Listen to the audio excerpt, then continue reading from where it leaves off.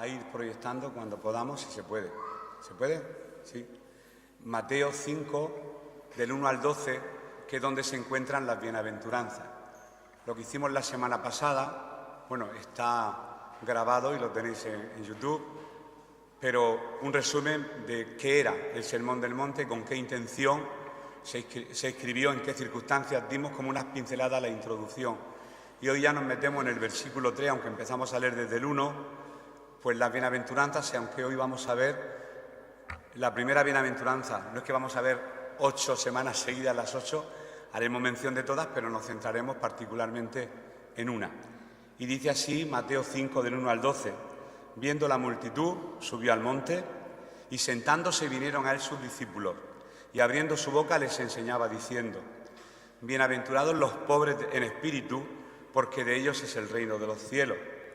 Bienaventurados los que lloran, porque ellos recibirán consolación. Bienaventurados los mansos, porque ellos recibirán la tierra por heredad.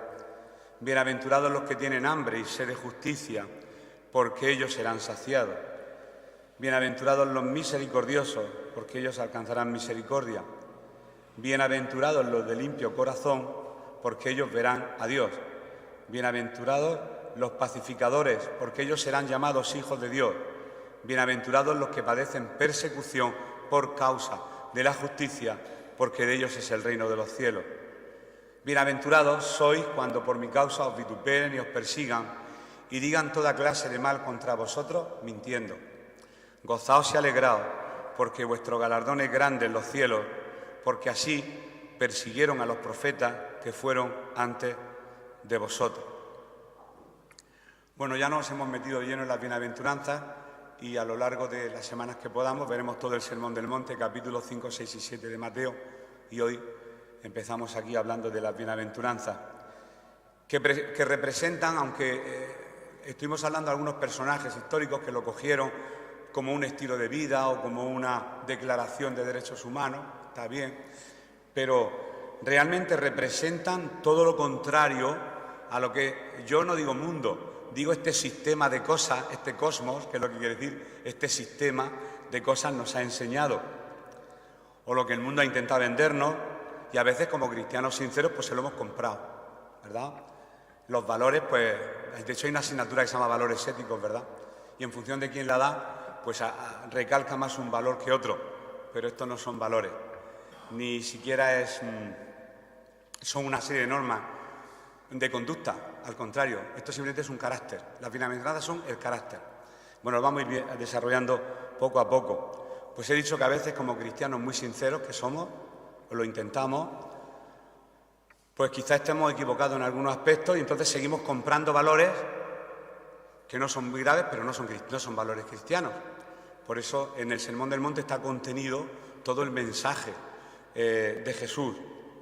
Las palabras de este mensaje, no solamente de la bienaventuranza, sino el que esta mañana he preparado, es duro, porque para mí es duro, porque el Señor nos habla muy, muy claro y dice, no, madre mía. Y entonces nos viene a la mente los hechos. Si yo hiciera eso, y a lo mejor no es tanto si yo hiciera, es que si yo estoy regenerado por el Espíritu Santo de forma natural, yo no digo voy a esforzarme por ser un manzano. Si ya soy un manzano, lo natural es que yo dé manzanas. Lo raro sería que diera otra cosa. Esto es una consecuencia lógica de ser cristiano. Las bienaventuranzas hablan de carácter, no hablan de lo que tenemos que hacer para. Eso nos recuerda un poco el aspecto de lo que significa la religión, el religare, el esfuerzo que tenemos que hacer para alcanzar la misericordia de Dios, cuando en definitiva fue al revés, fue Dios quien se esforzó para bajar al hombre y darnos la salvación eterna, pero todavía, ¿verdad?, esa actitud está en nuestros corazones, algo hay que hacer para conseguir el favor de, y ahí quizá es donde está la encrucijada de nuestra vida cristiana. Las características generales de las bienaventuranzas, pues he puesto aquí algunas, pues no son cosas para hacer, que nos quede bien claro.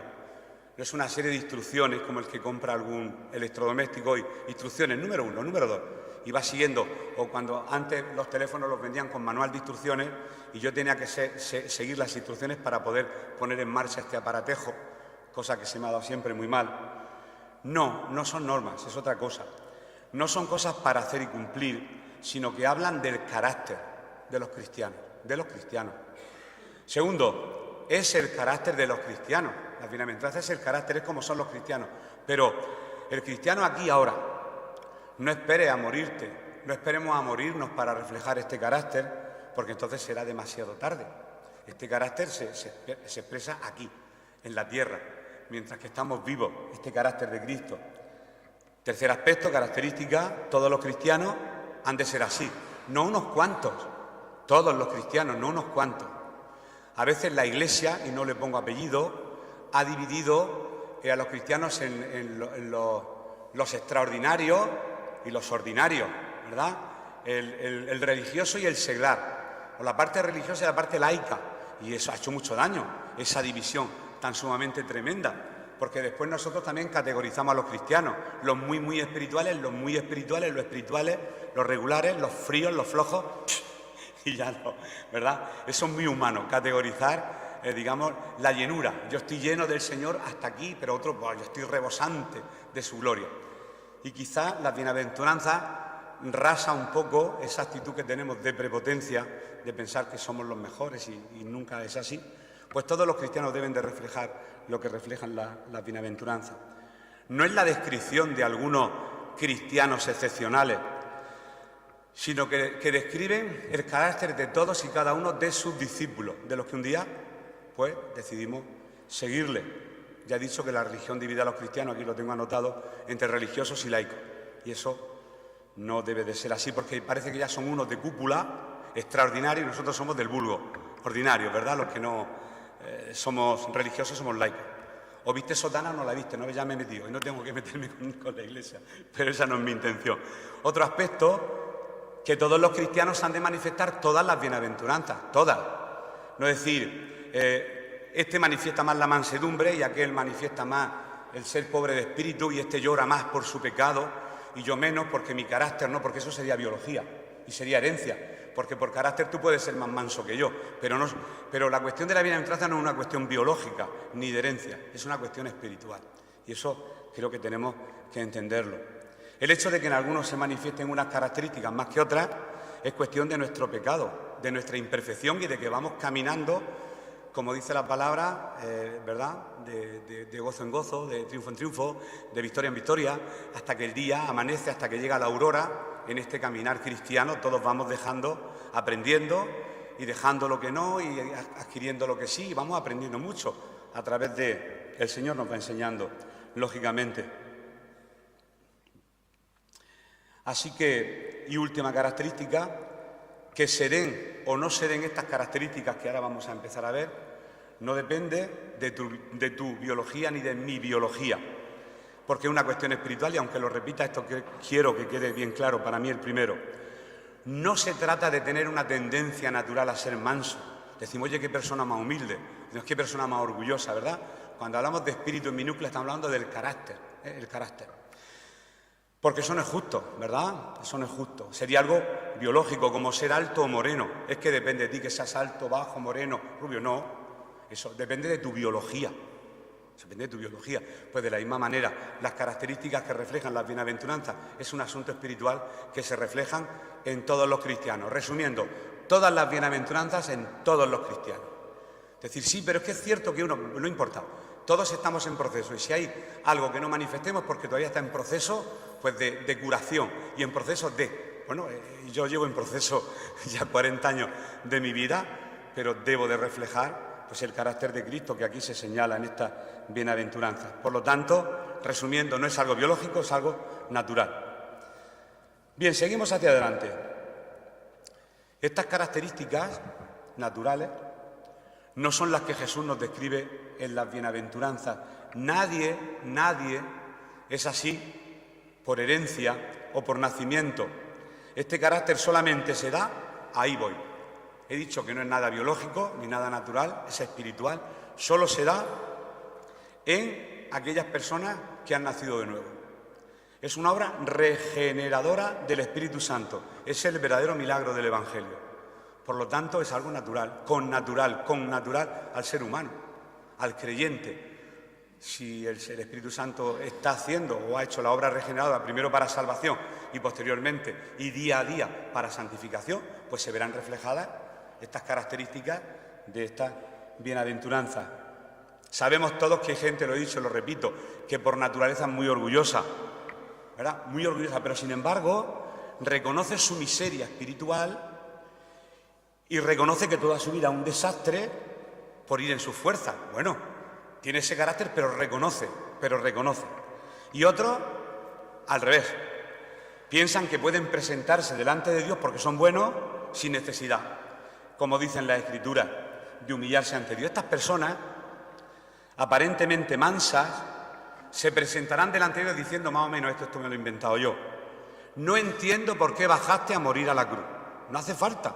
Si yo por mi esfuerzo y por méritos lo conseguí, ¿por qué tuviste que perder el tiempo en humanarte, en hacerte un hombre, en bajar a la tierra y en dar tu sangre?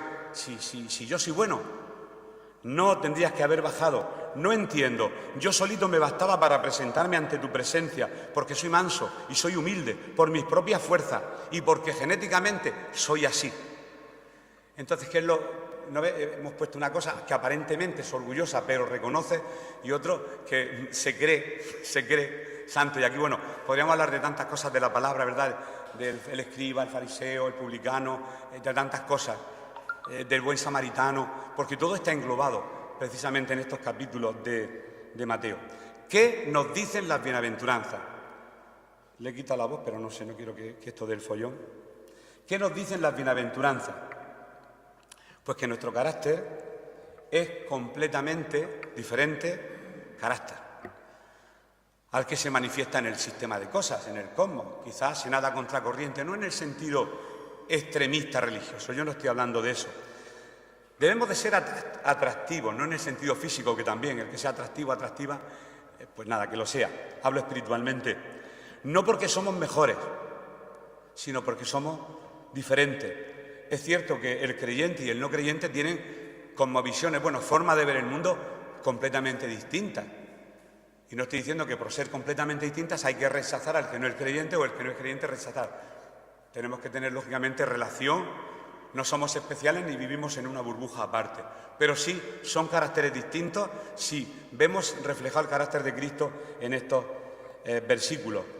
Solo hay que mirar las bienaventuranzas, que es lo que estamos haciendo esta mañana, para darnos cuenta de ello.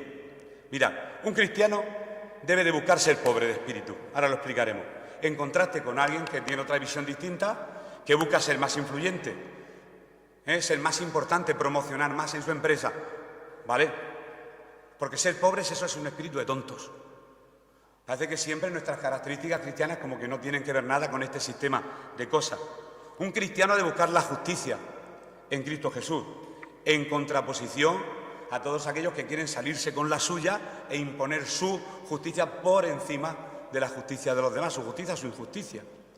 Un cristiano debe de confiar en Jesús y en lo que hizo en la cruz, y no en uno mismo. Eso sería la cosmovisión no cristiana. Nosotros debemos de confiar en Jesús. Y en la otra cosmovisión, pues yo confío en mi fuerza, en mi capacidad, en mi talento. Tengo tantos títulos, esto lo sé yo de toda la vida, y eso se manifiesta dentro de la Iglesia de Cristo. Vamos, no lo ignoremos. Siempre que hablamos parece que hablamos de puertas para afuera, como si nosotros no fuéramos humanos, fuéramos extraterrestres. Vamos, eso será en nuestra vida, pero cada día. Si lo importante es reconocerlo, ya lo hemos visto. El pobre espíritu tiene que reconocerlo, ya está. Ahora vamos a ver el significado de la palabra pobre, y entonces entenderemos la primera bienaventuranza. Lo que estoy haciendo ahora es una contraposición de lo que debe de ser el carácter cristiano en contraposición a lo que supone una cosmovisión distinta de este mundo, ¿no? El cristiano debe ser diferente, vivir de forma diferente a los valores y principios de este mundo. Ahí tendríamos, fíjate, para largo, y tendremos, porque hablaremos después, nos metemos en el capítulo 5, soy la sal de la tierra, la luz del mundo, pasamos al capítulo 6 y se describe todo el carácter del ser humano. El Señor Jesús no deja ni un cabo suelto para tratar con el ser humano, para confrontarlo, ni un solo cabo deja suelto para hablar de cómo somos, de nuestras características. Así que vamos a hacernos en esta mañana una serie de preguntas, pero no que yo os la haga, sino cada uno a sí mismo. Yo me las he preguntado y ido anotando.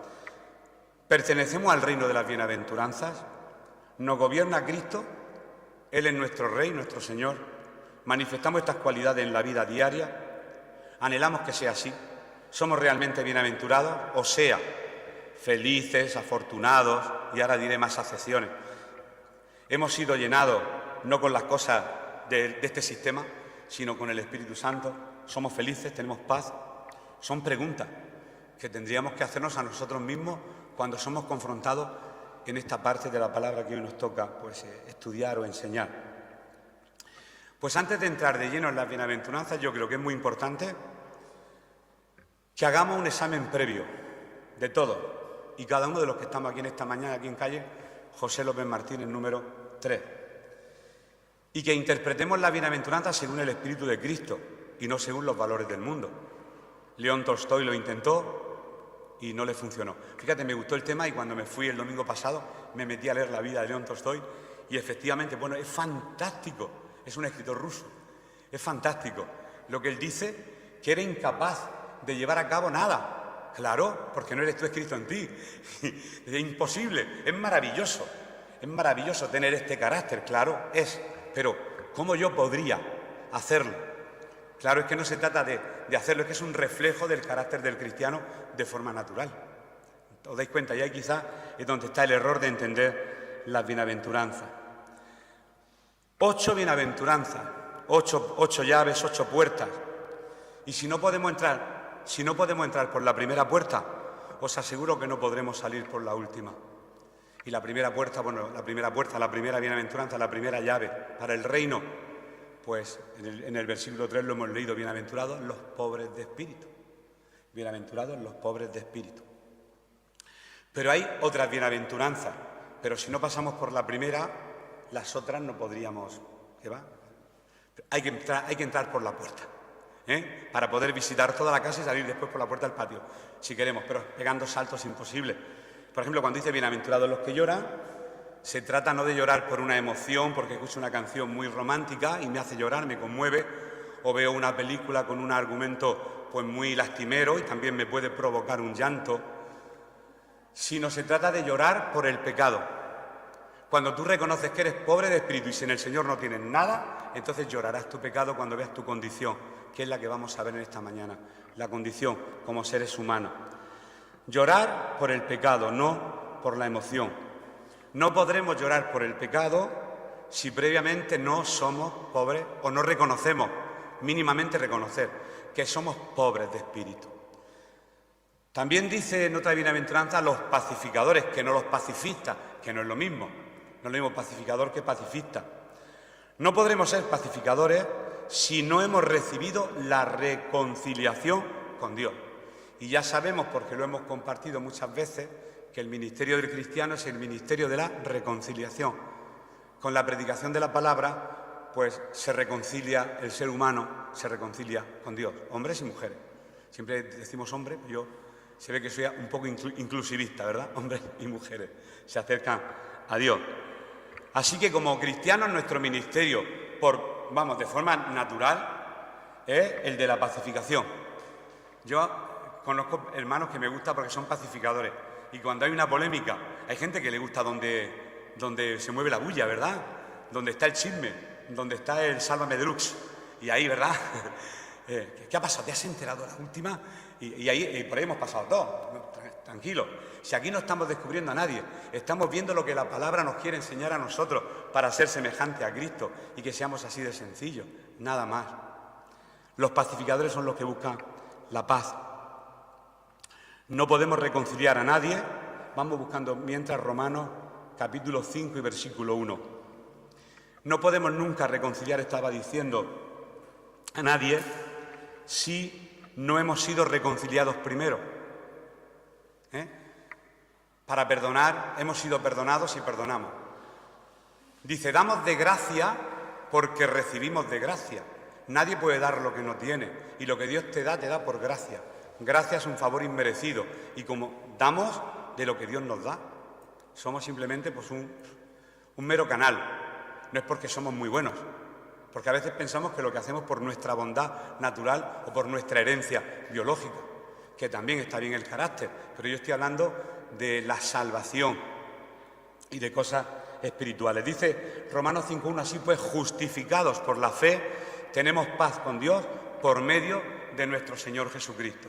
La reconciliación de paz entre el Señor Jesucristo y tú, entre el Señor Jesucristo y mi persona, ¿verdad? Esa reconciliación, esa pacificación es la que después podemos transmitir a los demás. Ser pacificadores y buscar siempre, ¿verdad? No siempre es fácil. Y ahora, ¿cómo está el patio en la región de Murcia? Madre mía. Madre mía, ¿cómo está el patio? Cuando digo cómo está el patio, me refiero a la obra de Dios, a su iglesia, cómo está siendo vapuleada. Pero bueno, nos toca vivir eso y no somos mejores ni peores que nadie, porque también nosotros nos hemos visto en ciertas reyertas, en ciertos asuntos, y hemos vertido opiniones y después hemos tenido que retroceder y recular, después hemos opinado de nuevo. Pero yo he descubierto una cosa, señor Francisco Abenza, usted que ya es octogenario, conforme uno va avanzando en edad, me he dado cuenta que las cosas se van colocando automáticamente todas en su sitio.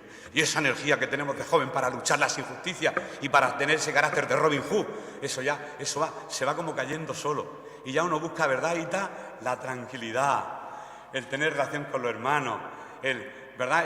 El irnos el día 12 donde Jesús y allí comernos aquel barquillo de merengue que nos comimos. Qué alegría, qué bendición, ¿verdad? Ser pacificadores. Bueno, es otra bienaventuranza que habla del carácter de Cristo en cada uno de nosotros. Bienaventurados los misericordiosos. Yo soy misericordioso porque doy al que no tiene. Y eso no está mal, eso está fantástico. No vamos a malinterpretar lo que yo diga. Ser misericordioso no es dar una limosna para callar nuestra conciencia.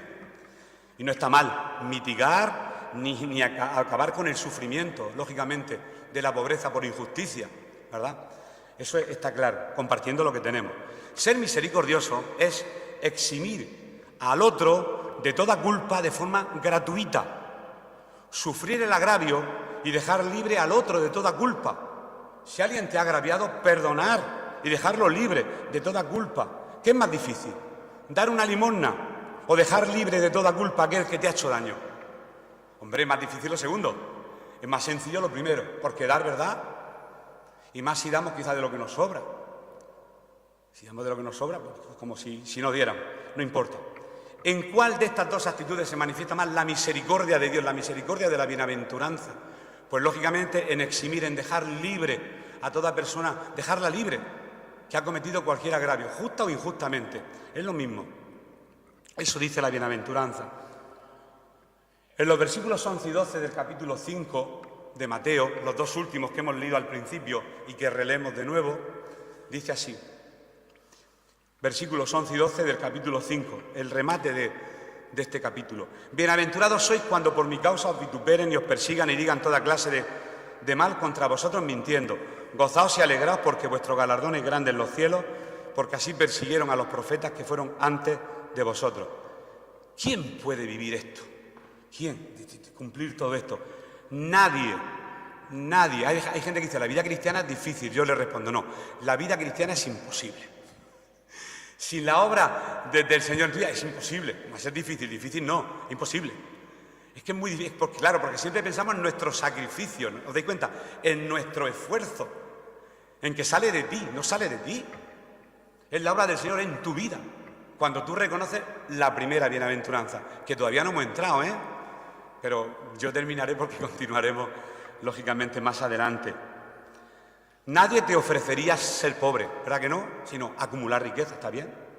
Y oportunidades, que te alabara todo el mundo. Nadie te ofrecería llorar, sino todo lo contrario, que seas feliz, huir del sufrimiento. Nadie te diría que a causa de la persecución estarías feliz y alegre, porque todo esto va contra este sistema de valores. Lo que el Señor dice aquí es como el asunto del perdón. Si cuando vas a presentar tu ofrenda sabes que alguien tiene algo contra ti, ve tú y reconcíliate. Es como al revés, ¿no? Y el Señor siempre rompiendo esquemas, nuestros esquemas lógicamente humanos y naturales. Ahora vamos a leer otro versículo en Romanos capítulo 12 y versículo 2. Romanos capítulo 12 y versículo 2. Y antes de leerlo, lo que he dicho, no repetirlo, sino me estoy refiriendo a la contraposición que hay entre lo que dicen las bienaventuranzas y cómo debe ser el carácter cristiano. y cómo se manifiesta el carácter cristiano fuera de Cristo, en el mundo. Es que la palabra mundo, como yo la uso con unas connotaciones muy extrañas, no quiero ni decirlo. Pues estos son los del mundo y yo soy del Señor. Es como, ya estamos haciendo una diferenciación, ¿no? Vale. Dice así ese versículo: no os conforméis a este siglo, sino transformaos por medio de la renovación de vuestro entendimiento, para que comprobéis cuál sea la buena voluntad de Dios, agradable y perfecta. No nos conformemos a este sistema de cosas, a esta forma de ver los valores éticos, los valores humanos, sino que tenemos que renovar nuestro entendimiento y así podemos comprobar cuál es la voluntad de Dios, la perfecta, la agradable para cada una de nuestras vidas. Pero mirad, este sistema de valores está tan arraigado en nosotros que ciertos valores equivocados no los vemos como tales y no los vemos perjudiciales y vivimos con ellos sin darle la mínima importancia, y podemos arrastrar toda una vida pues unos valores que no son conformes al diseño de Dios, pero bueno, lo hemos arrastrado toda la vida y nos ha ido bien y a lo mejor ni los vemos, que no son valores conformes a la palabra de Dios. Por ejemplo, nos cuesta mucho dejar el trono al Señor. Nos gusta estar nosotros sentados en el trono. Cuando hablo del trono, hablo de su señorío. ¿Por qué nos cuesta tanto? Pregunto yo aquí. ¿Por qué nos cuesta trabajo dejar al Señor que se siente en el trono de nuestras vidas y que sea Él quien gobierne? Hombre, porque nos han vendido también el concepto de libertad. Y vamos a ver lo que es la libertad o la libertad. Parece que es lo mismo, pero no es lo mismo. Y vamos a definir este concepto que también es el que nos ha llevado. Queremos ser libres, que nadie nos mande, ir por libre. Bueno, y podemos llegar a una anarquía cristiana, que el anarquismo que dice ni Dios, ni patria, ni reino no es el lema del anarquismo. Pues, y que nadie me malinterprete, porque los que venimos de cierto ámbito, ahora domingo va a hablar de la sujeción a la autoridad. Nunca voy a tocar ese tema, jamás. No, ese no es el tema hoy. El tema es otro completamente distinto. ¿Por qué seguimos conformados a este siglo? ¿Por qué estamos sentados siempre nosotros? Si una vez le dijimos al Señor que íbamos a ser sus siervos, ¿por qué estamos conformados a este siglo? Mirad, en el siglo I se entendía perfectamente dos conceptos. Se entendía el de Kyrios, Señor, y el de Doulos, siervo. Se entendían perfectamente. Ahora es más difícil entender esos términos. Señor, bueno, pues Señor en las tarjetas pone Señor Antonio y Señor Antonia. Ya el concepto Señor, ¿verdad? Como el yugo, llevar mi yugo. Y si ponerse el yugo no es hacer lo que tú quieres, es tener un buen compañero que se llama Jesús, que te va a ayudar a caminar por el surco de esta vida para que labres la tierra, vamos, sin torcerte ni un centímetro, ni a izquierda ni a derecha. Pero es que la palabra del Señor dice que tenemos que ser esclavos. Pero entendida la esclavitud como en el siglo V a.C., que te ibas al puerto de Corinto y comprabas los esclavos a 3.000 dracmas.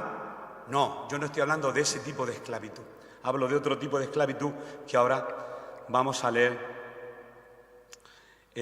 más adelante. Mira, y nos cuesta porque hemos nacido en un sistema de libertades que nos ha animado a que seamos libres. Y eso está bien, nadie dice nada. Y lo tenemos en nuestro ADN, introducido en nuestro código de pensamiento. Cuando la Biblia nos dice que seamos esclavos, no hablo de ningún apóstol, ni de ningún ungido, no estoy hablando de ese tema, no hablo de eso. Esto nos produce un rechazo inmediato al escuchar ciertas palabras. De hecho, ahora os dais cuenta cómo el lenguaje va cambiando. Ahora como digo una palabra, eso no es inclusivista, eso no es feminista, eso es machismo. Ahora tenemos que tener cuidado hasta con las palabras que pronunciamos, porque, vamos, diariamente se van incluyendo en el lenguaje un argot que yo ya no lo entiendo. Yo ya quiero, cuando me tenga que irme, porque no voy a entrar nunca jamás en ese aro. Vamos, lo tengo más claro que el agua. Yo en ese aro moderno no voy a entrar, porque ya mi mente está diseñada de otra manera. Romanos 6,16, ¿qué es lo que dice? Romanos 6,16, vamos a leerlo. Lo que es ser esclavo de Cristo, La esclavitud es una aberración. Yo lo veo exactamente igual que vosotros. Pero no esta esclavitud cristiana, es distinta. Dice así Romanos 6,16, ¿no sabéis que si os sometéis a alguien como esclavos, y en el original dice doulos, para obedecerle, sois esclavos de aquel a quien obedecéis, sea del pecado para muerte, o sea, se me ha ido, de la obediencia para justicia? No hay un estado intermedio, no hay purgatorio en cuanto a la esclavitud. O esclavo de Cristo o esclavo del pecado. Es lo que dice Romanos 6,16. O somos esclavos del pecado o de la obediencia a Cristo. Hemos comprado a veces la mentira del mal llamado concepto de libertad. No digo que nadie tiene que ser esclavo de nadie, ni mucho menos. Repito, eso es una aberración completamente. Yo estoy hablando en términos espirituales. La libertad que ha conseguido el hombre hasta nuestros días y la mujer es una gran conquista, si está enmarcada en sus justos términos. Si con esa libertad el ser humano, o yo he llegado a pensar que era libre, al pasar los años me di cuenta que no, que era una mentira y una falacia el concepto de libertad que yo tenía. No estoy jugando, yo hablo de mí. Pensaba que era libre porque hacía lo que me daba la gana y lejos de ser libre era esclavo de mi propio pecado. Y con el tiempo ese concepto erróneo de libertad nos puede llevar a la depresión, la esquizofrenia, a la muerte, porque el sistema de valores está distorsionado conforme a este mundo. Por eso la gente no es feliz, por eso la gente no es afortunada.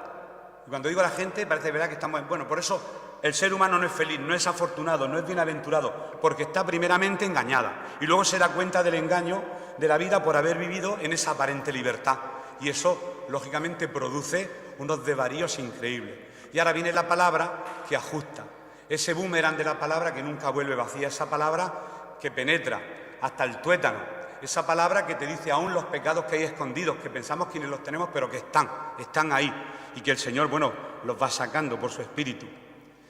Leímos cuando estábamos hablando de la verdad el versículo de conoceréis la verdad y la verdad os hará libre. O somos esclavos del pecado o somos esclavos de Cristo. Dos posibilidades tenemos.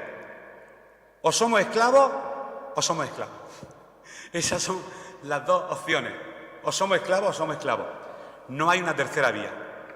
Pero yo estaba preguntándome a mí esta mañana, cuando estaba ya dándole forma, Señor, ¿por qué yo no entiendo lo que es ser esclavo tuyo?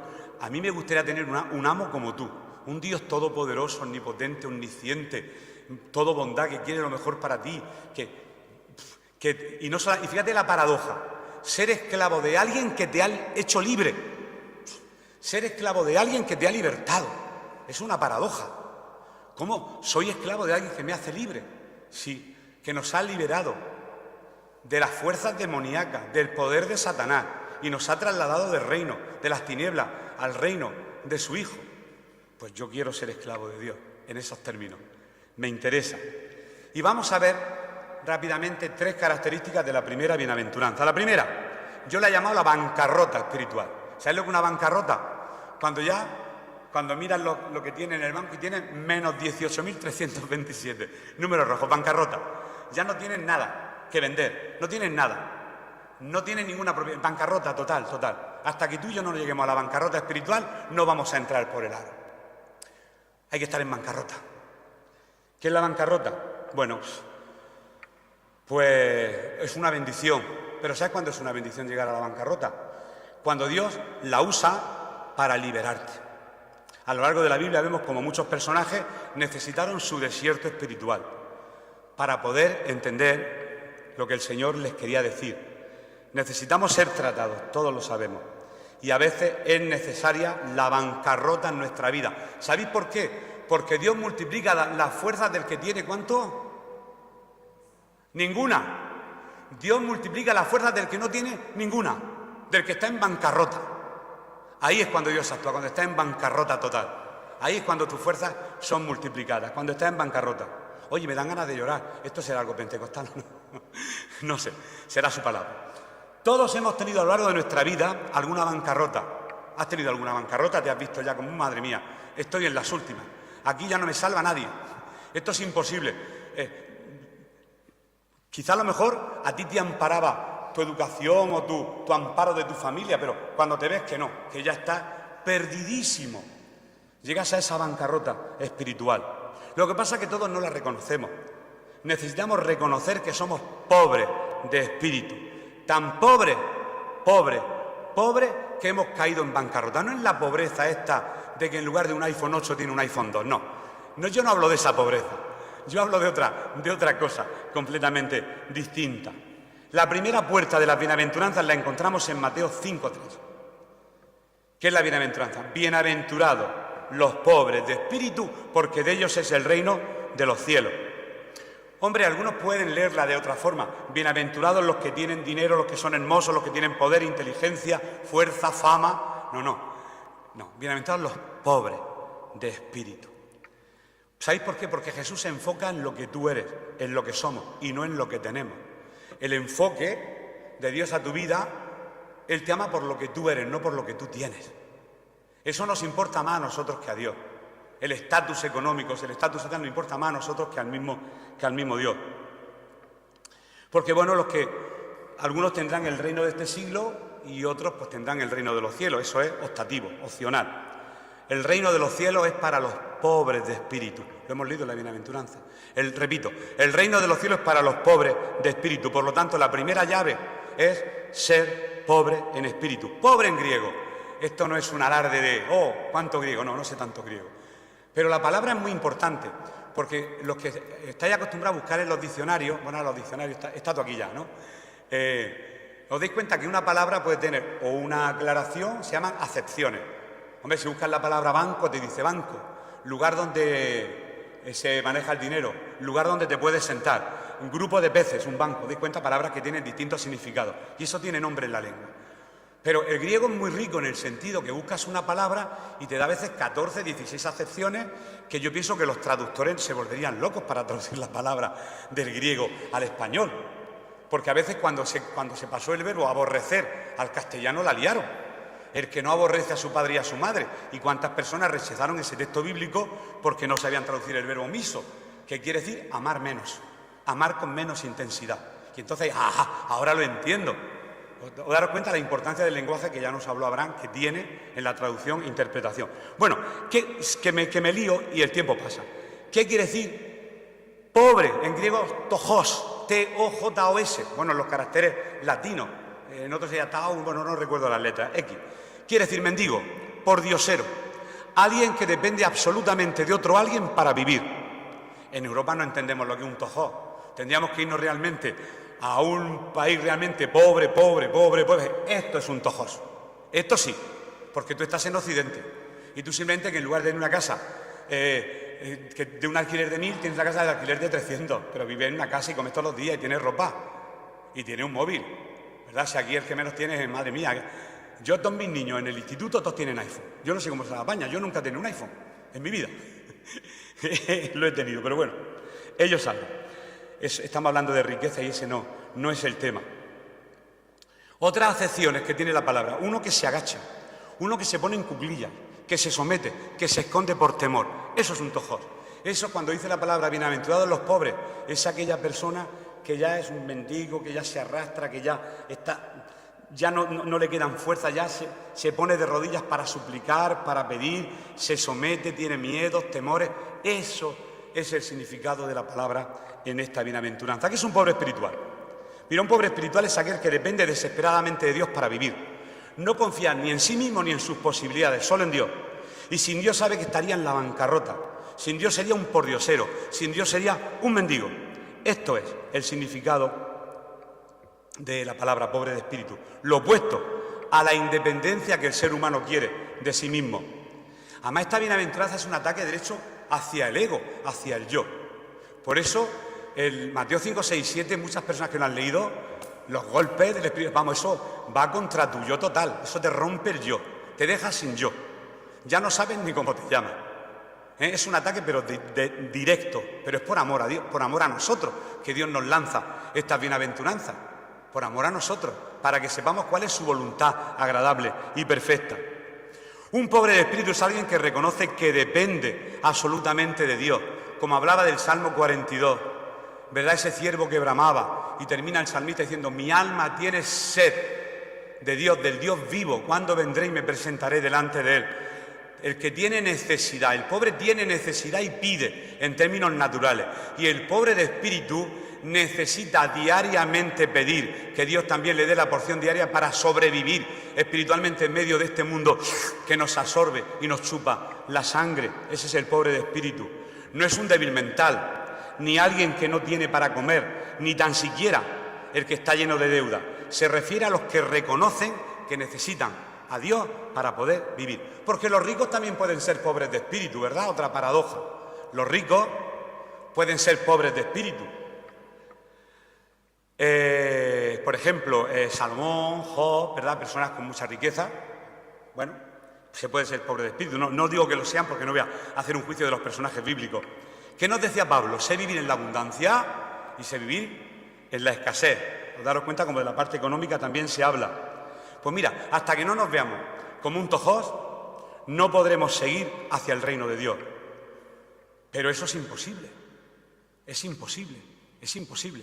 ¿Y cómo lo logro yo? Tú no vas a lograr nada. Eso es el Espíritu Santo en ti.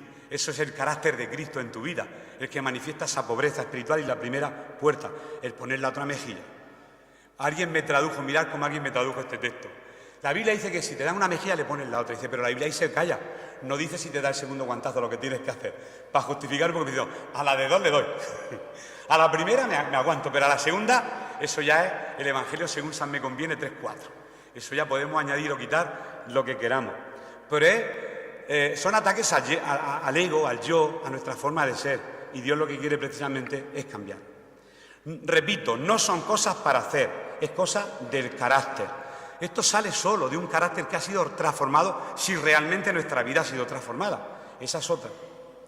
Cuando nos inclinamos, cuando nos vaciamos delante de Dios para ser llenados por Él, cuando le decimos, Señor, soy un pobre de espíritu, ahí entramos por la primera puerta.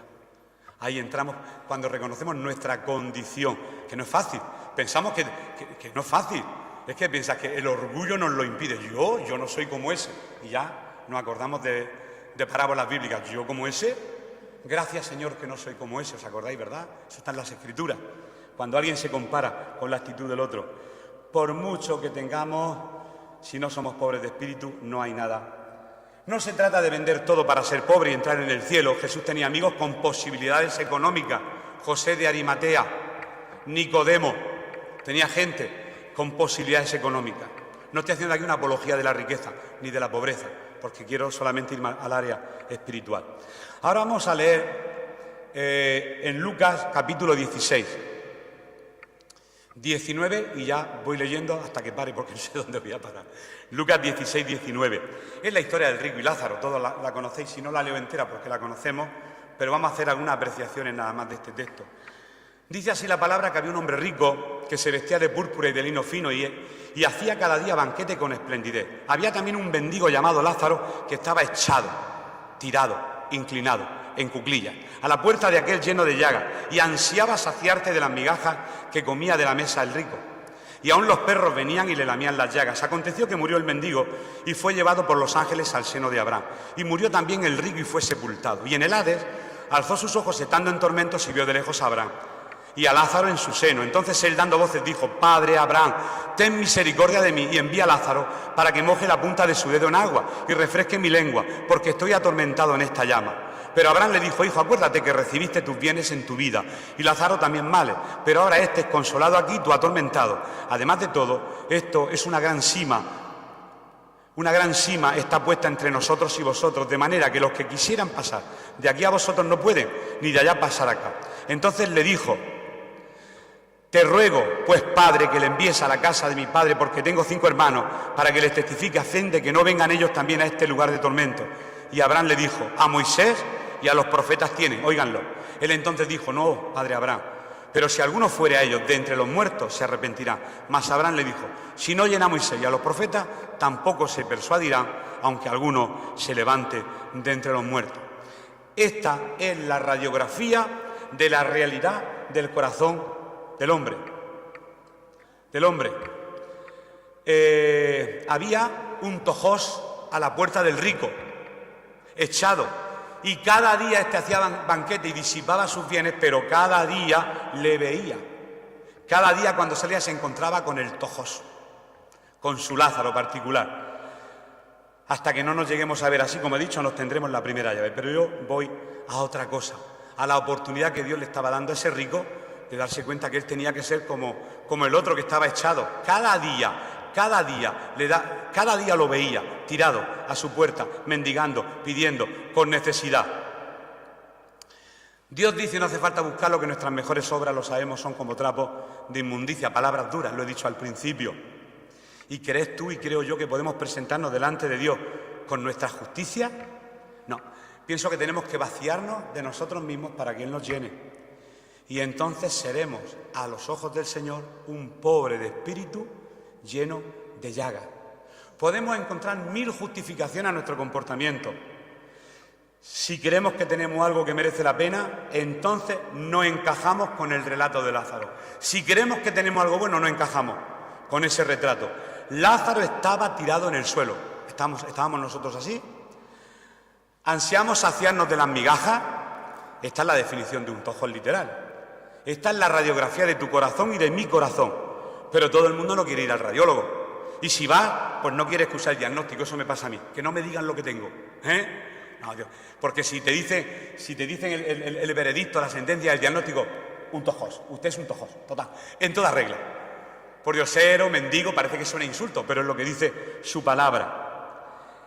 Hemos leído en Lucas que el rico tuvo sepultura y el pobre, pues... No, el rico fue sepultura y el pobre ni eso, y tuvo funeral. No se trata de la condición económica del rico, sino de su corazón. Esta es la enseñanza. Cada día veía a este pobre. No lo había visto solo una vez, lo veía todos los días y su corazón no cambiaba. Se creía que no tenía necesidad, porque el rico y el otro, su corazón no cambiaba, y cada día.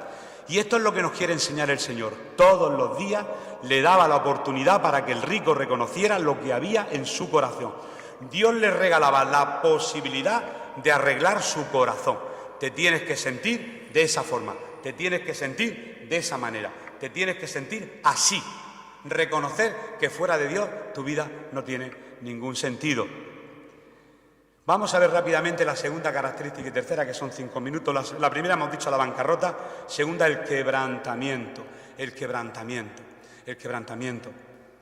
No vamos a leerlo, pero todos conocemos la conversión de Pablo. La conversión de Pablo, que dice la palabra en Hechos 9, que cuando iba camino de Damasco, una luz del cielo le tiró al suelo. La gloria de arriba, el arrastrarse abajo. Parece que siempre una contraposición, Dios en el cielo, nosotros en la tierra. El reino de Dios y el reino... Hay como una distancia entre el hombre y Dios que Dios quiere salvar. Pero para salvarla primero tienes que reconocer que estás caído, si no, no te va a levantar. Tienes que reconocer que estás enfermo, si no, no irías al médico. Si no hay un reconocimiento, no vamos a entrar por la primera puerta, nunca. Y cuando el Señor le dijo, Saulo, Saulo, ¿por qué me persigues? Él no dijo la hora de la reunión, ni el carné, el que lo quería de la iglesia evangélica tal, sino que él dijo, ¿qué haré, Señor? Es cuestión, ¿qué hago? Yo soy Jesús a quien tú persigues. Bueno, le dio las instrucciones, cosa que no vamos a leer. Pero en este texto vemos el contraste entre la luz del cielo, el resplandor que le cegó y le tiró, y el polvo del suelo. Entre el descubrimiento de lo que somos frente a la luz del Evangelio. Y Pablo, humanamente, a lo mejor era bastante mejor que tú y que yo, puede ser, no sé. No por su educación gamalielana, como yo le digo, de Gamaliel, no lo sé. Pero en una carta a los filipenses, Pablo está dando sus credenciales. Yo tengo también que confiar en la carne, si alguno piensa que tiene que confiar en la carne, yo más, circuncidado al 8º día, vamos, judío, del linaje de Israel, de la tribu de Benjamín, hebreo de hebreo, en cuanto a la ley fariseo, en cuanto a cero perseguidor de la iglesia, en cuanto a la justicia que es en ley reprensible. Dice, pero cuantas cosas eran para mi ganancia, ahora él reconoció que era un tojor. Las he estimado como pérdida por amor a Cristo. Y ciertamente aún estimo todas las cosas como pérdida por la excelencia del conocimiento de Cristo Jesús mi Señor, por amor del cual lo he perdido todo y lo tengo por basura. Y ahora hay que buscar la palabra basura. La basura de España no vale, porque la basura es de diseño. La basura de España es de diseño. Ahora, vámonos a otros países y vemos que la basura es porquería pura y dura. La basura de Occidente no vale. Por eso a veces no entendemos las Escrituras, porque hacemos comparaciones, y las comparaciones son odiosas. Lo he perdido todo, y lo tengo por basura. El significado original quiere decir estiércol. Lo estimo todo, lo que sabía, poseía, conocimiento, su rango, su familia, su linaje, por basura. ¿Cómo yo voy a renunciar? No se está hablando de que renuncies, que no hables con... No es eso. Es reconocer nuestra condición. Y tercera y última característica de la primera bienaventuranza, que el regalo de esta bienaventuranza, primero, bancarrota. Cuando nos vemos que realmente somos... Segundo, hemos dicho el contraste que hay entre la luz y nuestra condición. Y tercero, cuando nos reconocemos, entonces como recompensa el reino de los cielos. Y ahora sí leemos en Isaías, para terminar, capítulo 57 y versículo 15. Me estoy alargando, disculpad. Pero es que quiero terminar esto, por lo menos. Isaías 57, 15 dice: porque así dijo el alto y el sublime, el que habita en la eternidad y cuyo nombre es el santo. Yo habito en la altura y con el quebrantado y humilde de espíritu, para hacer vivir el espíritu de los humildes y para vivificar el corazón de los quebrantados. Yo estoy arriba, yo habito en la altura, pero también habito. ¿Cómo puede habitar en la altura y en la bajura? Bueno, Él es Dios, Él puede permitirse ese lujo. ¿Y qué dice? Que hace para hacer vivir el espíritu de los humildes, de los tojos, y vivificar el corazón del quebrantado, del quebrantado. El cielo es la luz y el polvo, la tierra. ¿Dónde habita Dios? En dos sitios, en la altura y santidad, y habita también con el tojos, con el que reconoce que lo es, lógicamente. Este es el regalo, la altura del cielo, la bajura de la tierra. Y termino con este texto que no hace falta buscarlo, que dice: a todos los sedientos, lo he leído antes, en el principio de la reunión, venid a las aguas, y los que no tienen dinero, venid, comprad y comed. Venid, comprad sin dinero y sin precio vino y leche. Como sedientos, reconociendo nuestra condición humana, pues no está mal que vayamos a esas aguas. Vino y leche, bueno, no precisamente vino y leche, sino las necesidades espirituales. Sintámonos, esto me lo he escrito para mí: siéntete, Domingo, un pobre de espíritu, siéntete un pobre de espíritu. Y así después pasamos a la siguiente bienaventuranza, la rematamos y continuamos con estos capítulos. Bienaventurados los que lloran, bienaventurados los mansos. ¿Qué es un manso?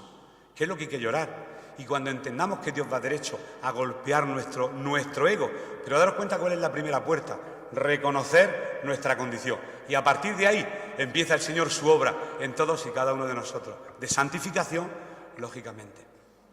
Así que hasta aquí, en esta mañana, la palabra.